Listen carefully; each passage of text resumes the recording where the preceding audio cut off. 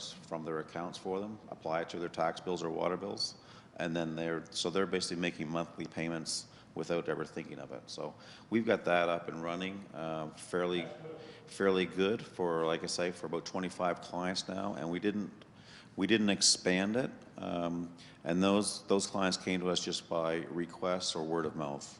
Again, we want to make sure it worked properly for us before we opened up a big can of worms kind of thing. So in the next year, we should be able to expand that for sure. Of course, we still do our online payments. We don't avoid when people have incidents, and whether they hit potholes or a snowplow clips their mirror or anything like that. Right now, we go through the standard process of going through insurance claims. We find that process is easiest for us and also for the person that has the damage, because there are, it goes through our insurance. They have their adjusters. They go through and they determine how much should be paid, and we pay we pay what's needed to be paid, I guess. And then it's just a straight line process through the insurance company. So that's really actually streamlined and made it, and we've had customers come back and say, oh, thanks, going through the insurance is easy. So we do that stuff with them. Again, last year was the first time we sent out tax bills with a lot more information on how their tax dollars are spent on the back. If you remember, we had that long list of, if their bill was $2,000 for the town for taxes, we showed how that $2,000 of their bill was spent on our different services, whether it's education, fire, public works, administration, those types of things. One thing with our new system that we haven't even, I guess, opened the lid on, and that's our goal for this year, is we want to open the lid on it's called a client portal. And basically what that will do is residents can sign up for that with email, and we'll end up sending them a password, a username, and which they can then go and change after the fact. But it'll give them access to actually sign on our system and look at their own personal account. So they can see their water account, they can see their tax bills, they can see anything that we see from a receivable point of view, they would be able to see themselves. So if they have questions on payments and where their accounts are, they would have access to go on there. So that's just a quick overview of what we've been doing. It has been a challenge with the implementation of the new system, but we've made a lot of strides, and in the next few months we'll be cleaning up any loose ends, I guess, around that, and then we'll move on with expanding some of our new services. So that's kind of what we're doing in the accounting department. Okay. Thanks, Chair. I do want to pass over, moving on to the capital side of things. I think the easiest thing to do is just pass out the one sheet, and we'll talk about that.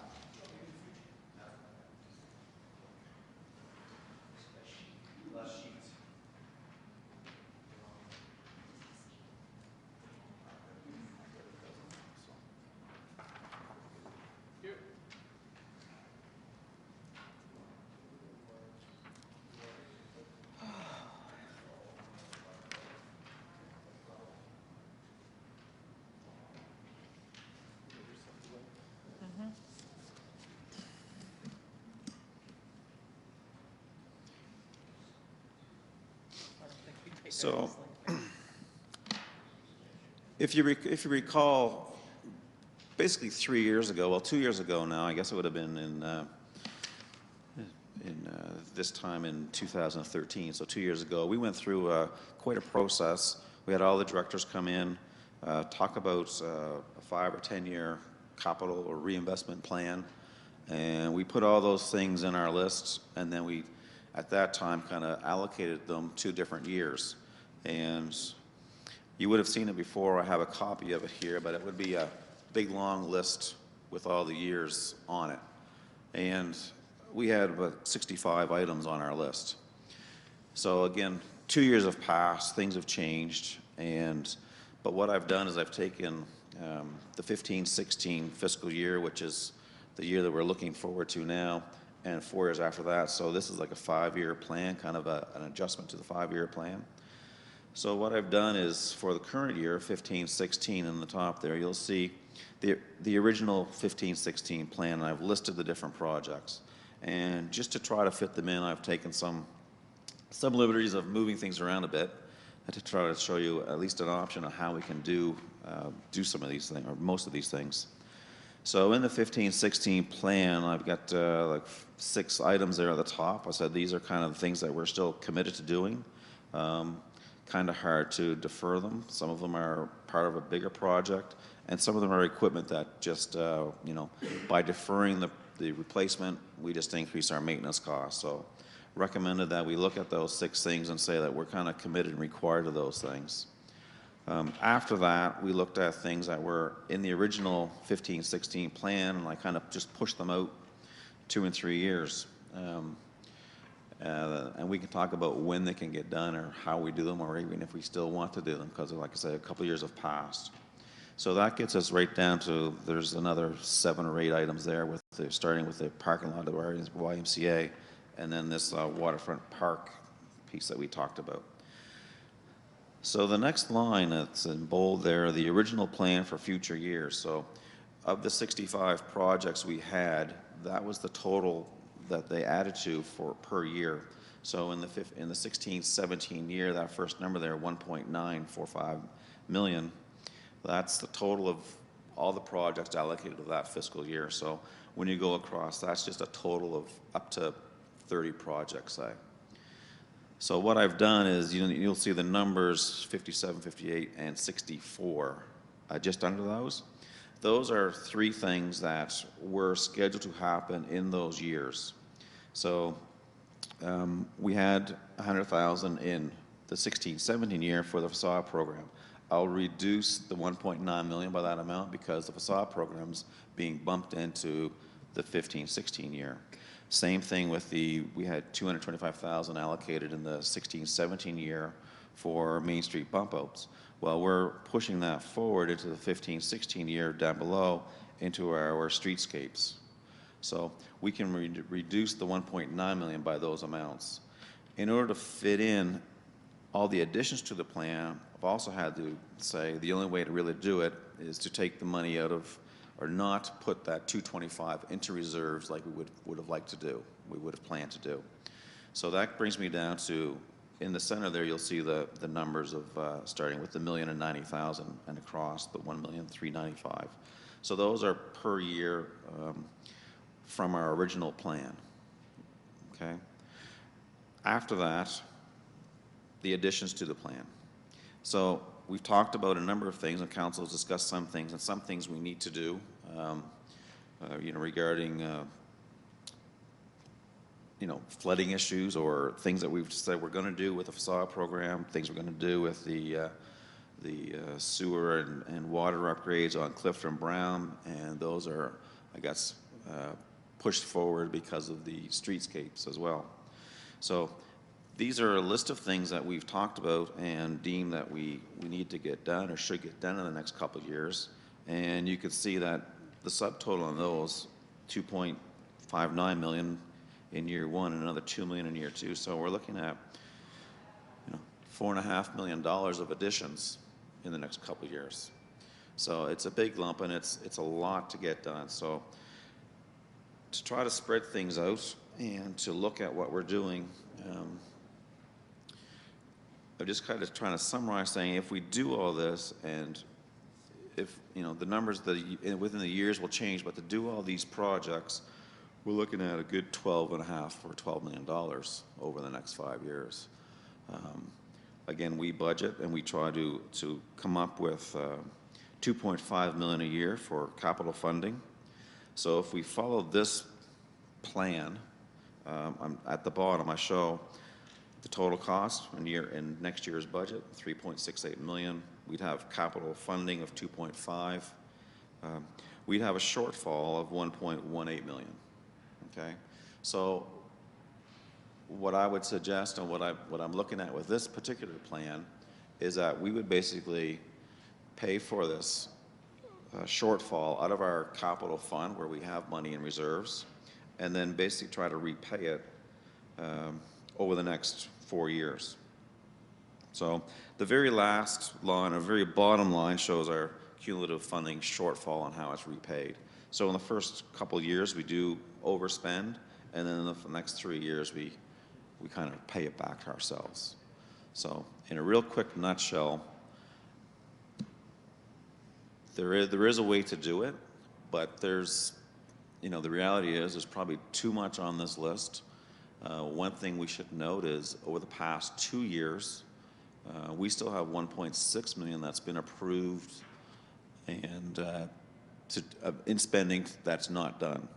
So over and above this aggressive plan for the next 5 years, we still have $1.6 million in different projects to do this current year that the funding is already set aside. It's just the timing hasn't allowed for it to get done. So that's a real quick overview of kind of what we're looking at. Okay. Papers looks good. Thank you very much, Your Worship. Thanks, Jerry. Just a couple of questions. Well, I mean, we got a funding shortfall, but the idea is we got to do capital projects, so why don't we do them? I mean, it's things that we have to do in the community. I am a little concerned that council did ask through a motion for the South End parking lot. I don't see that in there. Was that staff? Where's that at? Oh, Adelaide Street. Oh, I'm sorry. I was wondering what that was. I was looking at Main Street. Anyway, thank you. That's in there. Why can't we look at putting taxes, changing our taxes a little bit, or even looking at a capital tax, as Danny was just saying to me?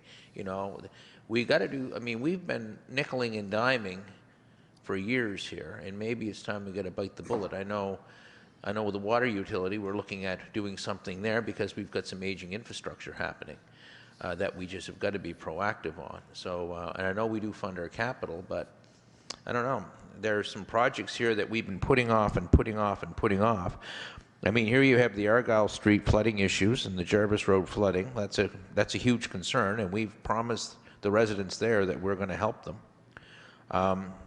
That's got to be done. We are committed to the Hospital Foundation, I believe, if I'm not mistaken. We did a commitment there, so that's got to be done. We're committed to the transit buses. I'm assuming that's got to be done. I'm not sure about the wind turbines. We probably have a little work there. The sewage plant outflow pipe, we got to do that. Really, I can't imagine how we're going to do what we got to do if we don't do something. And that something is that famous T word. So I'm just throwing that out for what it's worth. And I guess, when I go through and I recall discussions we've had around the table and that kind of thing, that's why those things are all in our 15, 16 year, because we're kind of committed to those already, or they just have to be done. They can't be put off. So some of them can be funded over a couple of years. Those things that can be put off, like you can see I can push them out a year. Go ahead. Thank you, Your Worship. Oh, sorry. Is it me? Yeah, Him? go again, then Helen. My question will be to Jeff, and I know Jeff wasn't sitting around the table, but I was sitting around the table when we had, I think it was a capital tax that we had. And it was a capital tax, I forgot what project it was for.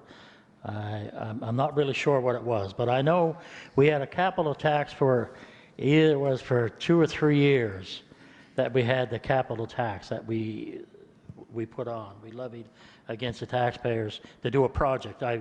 Is that the question? Was it the Mariner Center? I'm not, yeah, it could have been. Yeah, it was the Mariner Center. It was the Mariner Center. And we used that for that. And there wasn't really a big outcry for that. I mean, we're sitting around the table to make these decisions. Whether they're good, whether they're bad, hopefully all the decisions we make, I'd like to think they are good. And they're for the good of the community. So I guess when I look at this, and you can beat it, you can whip it, you can do anything you want with it. Either we're gonna do it, bite the bullet and do it, or we're not gonna do it. Easy decision to make. Hard decision to make is to make the right decision. So I would say that perhaps staff, not to put a whole lot of work on staff, but we usually do anyway, perhaps look at that. Look at it to see whether it would be a good idea, bad idea, or just a tax hike, period. I don't know. Is it a good time now? It's never a good time, I don't think. But I think we should entertain something, and these are just thoughts. They're not written in stone or anything, but if we don't look at a way to do it, then we will never know whether it was right or whether it was wrong. So I would like to think that we would go ahead and ask staff to do a little bit of research on it and see how much we would have to come up with to finish these projects as a capital tax. I don't think it would hurt. It'd be a good exercise. I don't think it would take that long to do it, I don't think. Jerry? Well, out of our general revenues, we do build in there's 2.5 million, we're pushing 2 million because 500,000 or 600,000 of this funding is through gas tax, but we do tax through general revenues close to $2 million for capital right now. So it's not called a capital tax. It's built in our general residential and commercial taxes. That's where this money's coming from. So as far as a specific tax for a specific project, I guess that's up to your discretion. But Well, that's what I'm getting at. I don't. You're no, talking. I don't know about any. From where you sit, I don't know if any of these things have that Appeal. have the appeal for residents to say, "Oh yeah, I'll pay extra to get that done." Well, you know what? You know what? It's just stuff that needs to get done. I'm sitting here because they elect me to sit here to make those decisions. Whether they're popular or unpopular, we'll wait and see in 2016. And I'm not worried about that. I'm not worried about whether I get elected or don't get elected. I hope that I do, but that's not why I'm saying what I'm saying. I guess if we're going to move with doing stuff or doing things, then you can't move on an empty wallet. You got to have funds to do things. Unless there's another way to borrow within our own resources that we have and be able to replenish that money, put it back in. I don't know. I don't know a whole lot about figures. I only know one thing about figures, and it's not very flattering what I know about them, so I'll just keep it to myself. That's it. Okay, so you were going to answer the question, but it's. Yeah, the councillor asked a question about the former 11-cent capital tax that the town used to have, and I believe it was Mariner Centre that was the project on which that was brought in. What eventually happened to that is it was incorporated into the general rate, so it was a separate number, and at that time we were generating about $200,000 a year we were budgeting for capital, and that's about what that levy brought in at that time. Now we're bringing in about $2 million through the general rate that we're applying to capital. We'll look at all options to resolve the challenges that this sheet hopefully makes apparent. Right, we weren't expecting an answer, a solution today. We just want you to be aware of how much is on the plate and how big a challenge it is. And over the next couple of weeks, we'll look at the alternatives and come back with some options for you in terms of how to crack the nut. Yeah, so there's work to be done, and this is just food for thought today. And over the next couple of weeks, we'll continue to talk about capital and hopefully sort out a plan that the council can live with.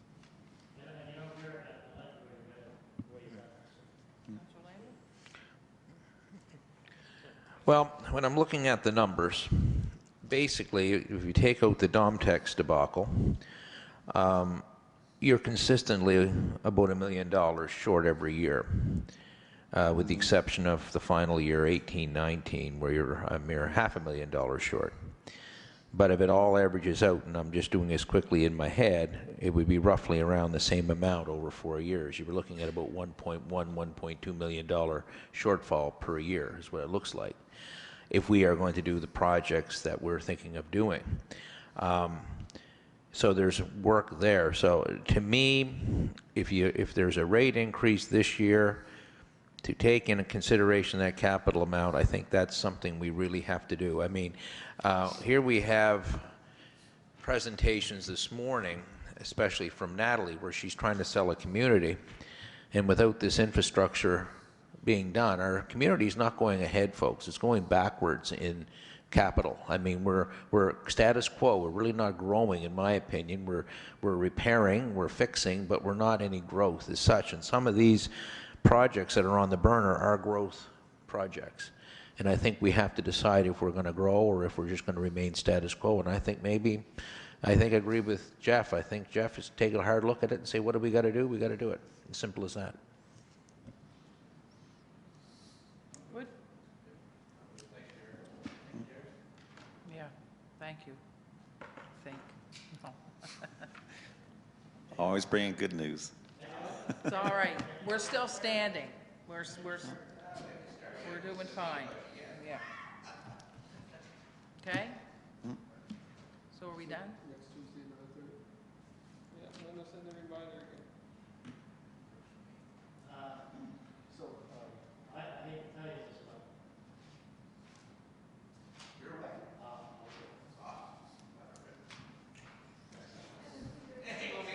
but. Well, we won't be here for, yeah. I might be away too. I might be gone too, but whatever, Tuesday. No decisions are made. You gone too?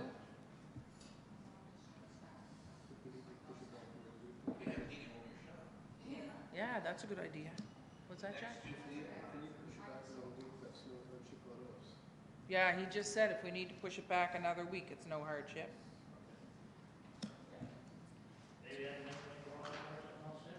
Tuesday the 21st, second on the Wednesday. Yeah. Saturday's when I catch up with 1,000 emails. That's not happening.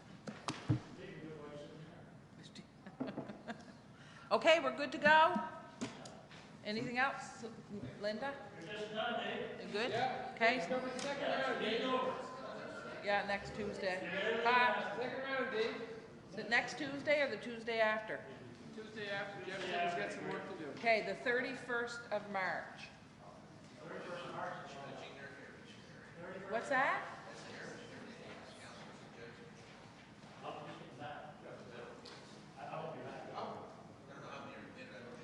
Oh, you're gone for a couple weeks?